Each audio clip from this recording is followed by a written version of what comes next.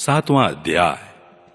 प्रहलाद जी द्वारा माता के गर्भ में प्राप्त हुए नारद जी के उपदेश का वर्णन।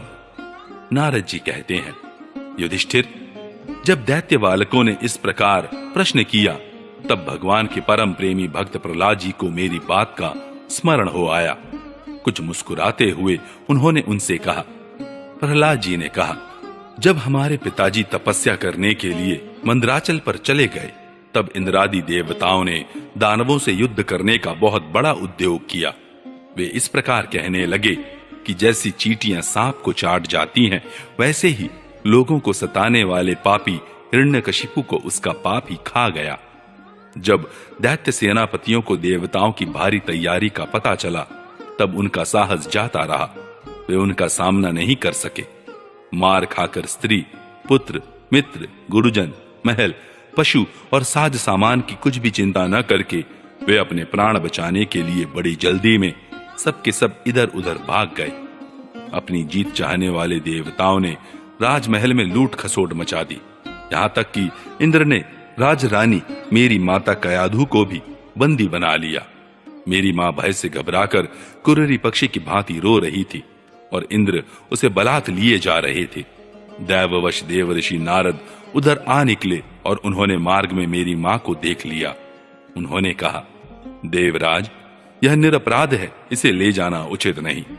महाभाग, इस सती साध्वी पर नारी का तिरस्कार मत करो, इसे छोड़ दो, तुरंत छोड़ दो। इंद्र ने कहा, इसके पेट में देवद्रोही हिरण्यकशिपु का अत्यंत प्रभावशाली वीर्य है। प्रसव पर्यंत यह मेरे पास रहे। बालक हो जाने पर उसे मारकर मैं इसे छोड़ दूंगा। नारद जी ने कहा, इसके गर्भ में भगवान का साक्षात परम प्रेमी भक्त और सेवक अत्यंत बली और निष्पाप महात्मा है। तुम में उसको मारने की शक्ति नहीं है। देवर्षि नारद की यह बात सुनकर उसका सम्मान करते हुए इंद्र ने मेरी माता को छोड़ दिया और फिर इसके गर्भ में भगवत भक्त है इस भाव से उन्होंने मेरी माता की प्रदक्षिणा की तथा अपने लोक में चले गए।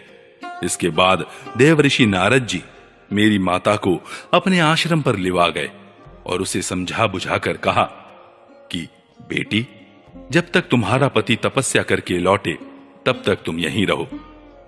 जो आज्ञा कहकर वह निर्भयता से देवर्षि नारद के आश्रम पर ही रहने लगी और तब तक रही जब तक मेरे पिता घोर तपस्या से लौटकर नहीं आए। मेरी गर्भवती माता मुझ गर्भस्थ शिशु की मंगल कामना से और इच्छित समय पर संतान उत्पन्न करने की कामना से बड़े प्रेम तथा भक्ति के साथ नारद जी की सेवा शुश्रूषा करती रही। देवर्षि नारद जी बड़े दयालु और सर्वसमर्थ हैं। उन्होंने मेरी मां को भागवत धर्म का रहस्य और विशुद्ध ज्ञान दोनों का उपदेश किया। उपदेश करते समय उनकी दृष्टि मुझ पर भी थी। बहुत समय बीत जाने के कारण और स्त्री होने के कारण भी मेरी माता को तो अब उस ज्ञान की स्मृति नहीं रही, परंतु देवर्षि की विशेष कृपा होने के कारण मुझे उसकी विस्मृति नहीं हुई। यदि तुम लोग मेरी इस बात पर श्रद्धा करो तो तुम्हें भी वह ज्ञान हो सकता है, क्योंकि श्रद्धा से स्त्री और बालकों की बुद्धि भी मेरे ही समान शुद्ध हो सकती है। जैसे ईश्वर मूर्ति काल की प्रेरणा से वृक्षों के फल लगते, ठहरते, बढ़ते, पकते, क्षीण होते और नष्ट हो जाते हैं, वैसे ही जन्म, अस्तित्व की अनुभूति, वृद्धि, परिणाम, क्षय और विनाश, यह 6 भाव विकार शरीर में ही देखे जाते हैं। आत्मा से इनका कोई संबंध नहीं है। आत्मा नित्य, अविनाशी, शुद्ध, एक, क्षेत्रज्ञ, आश्रय, निर्विकार, स्वयं प्रकाश, सबका कारण, व्यापक, असंग तथा आवरण रहित है। ये 12 आत्मा के उत्कृष्ट लक्षण हैं। इनके द्वारा आत्म तत्व को जानने वाले पुरुष को चाहिए कि शरीर आदि में अज्ञान के कारण जो मैं और मेरे का झूठा भाव हो रहा है उसे छोड़ दे। जिस प्रकार सुवर्ण की खानों में पत्थर में मिले हुए सुवर्ण को उसके निकालने की विधि जानने वाला स्वर्णकार उन विधियों से उसे प्राप्त कर लेता है, वैसे ही अध्यात्म तत्व को जानने वाला पुरुष आत्म प्राप्ति के उपायों द्वारा अपने शरीर रूप क्षेत्र में ही ब्रह्म पद का साक्षात्कार कर लेता है। आचार्यों ने मूल प्रकृति, महत्त्व, अहंकार और पंचतन मात्राएं, इन 8 तत्वों को प्रकृति बतलाया है। उनके 3 गुण हैं, सत्व, रज और तम, तथा उनके विकार हैं 16। 10 इंद्रियां, 1 मन और 5 महाभूत। इन सब में एक पुरुष तत्व अनुगत है। इन सब का समुदाय ही देह है। यह 2 प्रकार का है, स्थावर और जंगम। इसी में अंतःकरण, इंद्रिय आदि अनात्म वस्तुओं का यह आत्मा नहीं है, इस प्रकार बाध करते हुए आत्मा को ढूंढना चाहिए। आत्मा सब में अनुगत है, परंतु है वह सबसे पृथक। इस प्रकार शुद्ध बुद्धि से धीरे धीरे संसार की उत्पत्ति, स्थिति और उसके प्रलय पर विचार करना चाहिए। उतावली नहीं करनी चाहिए। जागृत, स्वप्न और सुषुप्ति ये तीनों बुद्धि की वृत्तियां हैं।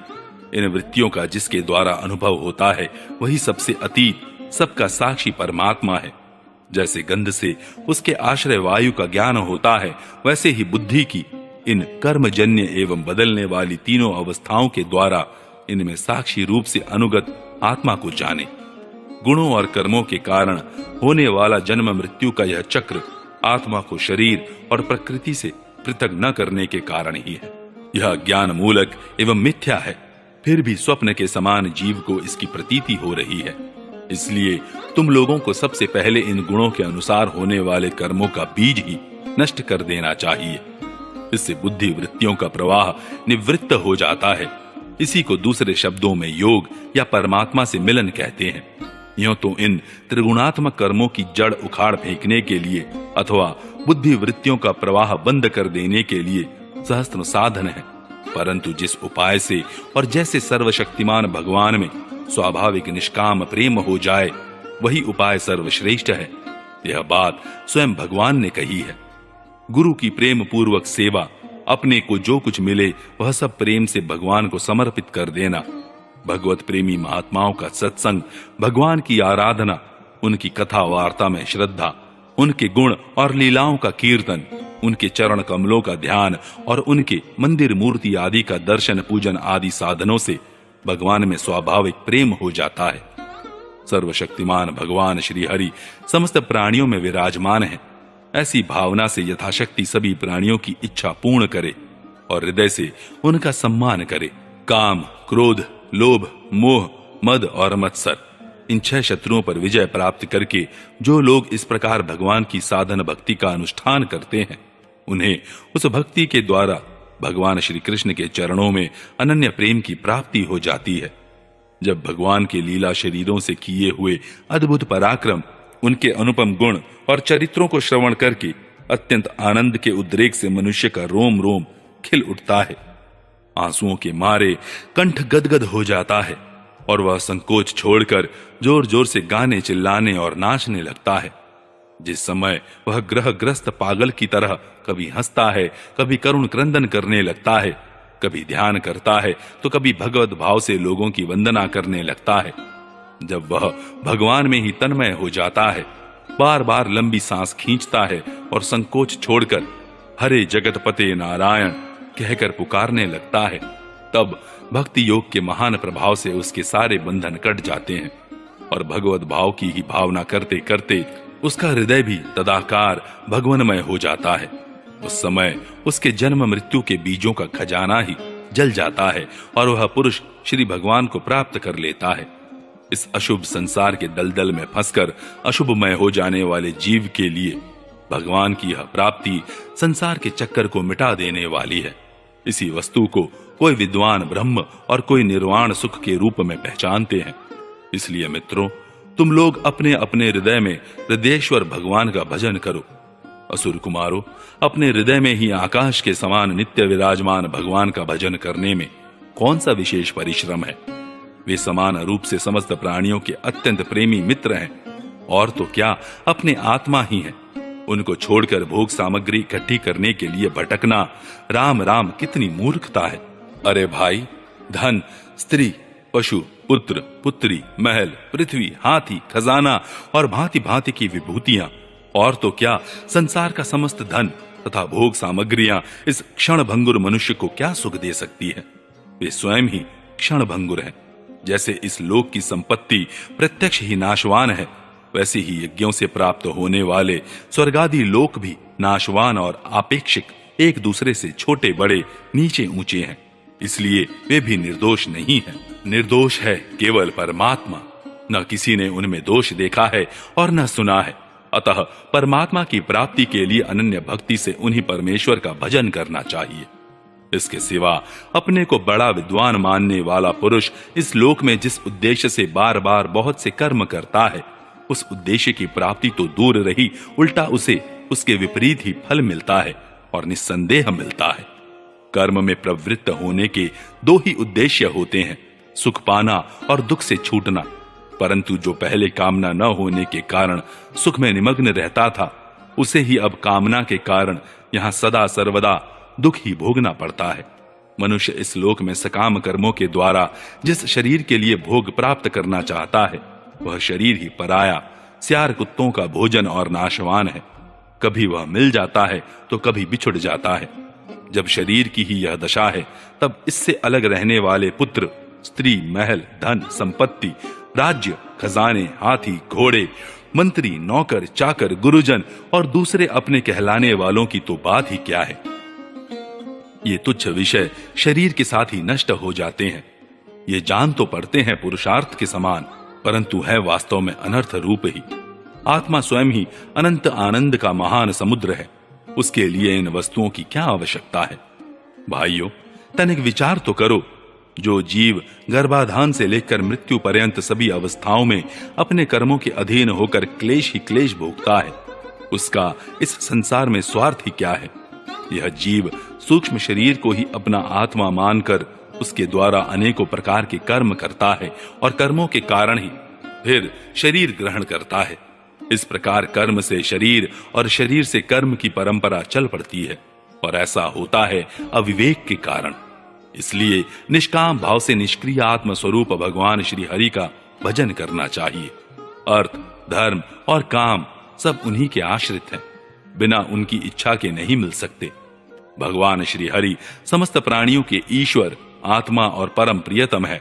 वे अपने ही बनाए हुए पंचभूत और सूक्ष्म भूत आदि के द्वारा निर्मित शरीरों में जीव के नाम से कही जाते हैं। देवता, दैत्य, मनुष्य, यक्ष अथवा गंधर्व कोई भी क्यों ना हो, जो भगवान के चरण कमलों का सेवन करता है, वह हमारे ही समान कल्याण का भोजन होता है।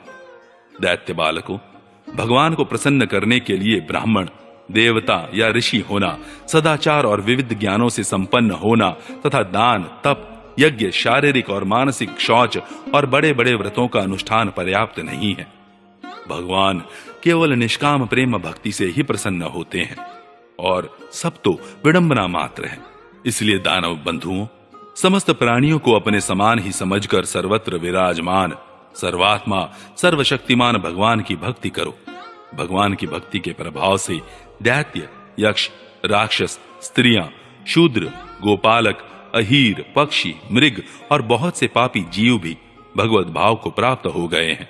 इस संसार में या मनुष्य शरीर में जीव का सबसे बड़ा स्वार्थ अर्थात एकमात्र परमार्थ इतना ही है कि वह भगवान श्री कृष्ण की अनन्य भक्ति प्राप्त करे। उस भक्ति का स्वरूप है सर्वदा सर्वत्र सब वस्तुओं में भगवान का दर्शन।